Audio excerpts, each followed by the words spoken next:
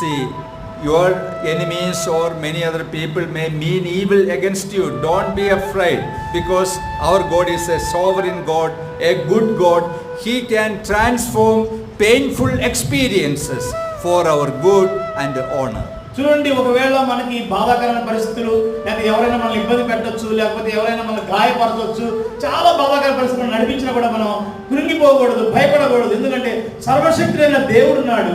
ఆయన కీడుని మేలుగా, చెడుని మంచిగా చేయగలిగిన సమర్థుడు. So dear brothers and sisters, you also may be going through similar kind of experience. కాబట్టి ప్రియ సహోదరి సహోదరులు, మీరు కూడా ఇలాంటి చాలా అనుభవాల గుండా వెళుతూ ఉండొచ్చేమో గానీ, But the Lord whom we serve is a sovereign God, మనం ఆరాధిస్తున్న దేవుడు, మనం సేవిస్తున్న దేవుడు సర్వశక్తి కలిగిన దేవుడు, having complete authority of all the things. మరి అన్నిటి మీద కూడా సర్వాధికారమైన దేవుడిని మనం He ఆరాధిస్తాం. can turn the bad experiences for your good.